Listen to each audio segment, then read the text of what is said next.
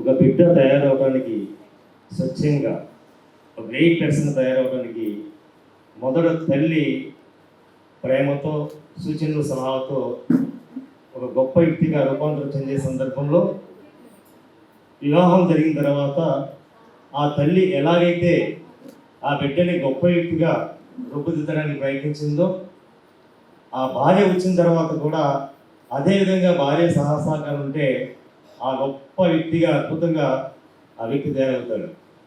ఒక జగద్గురువుగా తయారయ్యాడంటే ఆయనే చాలా బస్సుల్లో ట్రైన్లో ప్లాట్ఫారం మీద నేను విన్నాను, 2 గంటల దోమల్లో అటు ఇటు తిరుగుతూ కాలక్షేపం చేసే రోజు. ఇవన్నీ ఎంత కష్టపడ్డాడో ఒక వ్యక్తి. అంత వ్యక్తి ప్రపంచంలో మనం ఏమైనా చూస్తామా? ఆ వ్యక్తి అలా తయారు కావటానికి మరి ఎంత కృషి, ఎంత పట్టుదల.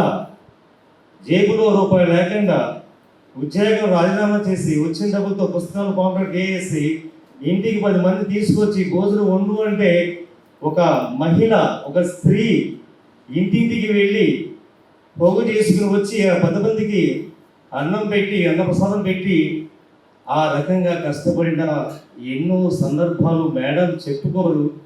ఆ మొదటి నుంచి ఉన్న వాళ్ళందరూ కూడా చెప్తుంటే ఒళ్ళు చెలదరిస్తుంటుంది. ఇంత త్యాగమా? ఒక మహిళ, ఒక భార్య ఇంత త్యాగం చేస్తుందా? అంత త్యాగం చేస్తూనే ఈ రోజున జగత్తంతా కూడా ధ్యానమయం చేయడానికి పత్రిస్తారు, అంత శక్తివంతుడయ్యారు. కాబట్టి సార్ ఎంత కృషి చేస్తున్నారో ఆ వెనకాల చేసేది ఒక ఆదిశక్తి, ఒక మహిళా శక్తి అమ్మ.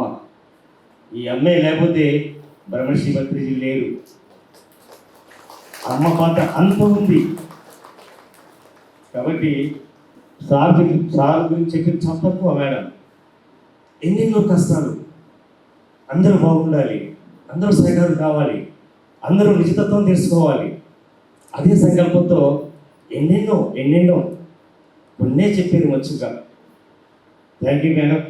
మీ అమోఘ కృషి, మీ అవిరళ సంకల్పం ఈ జగత్తుకి మీరు కూడా మాకు మాతాజీ.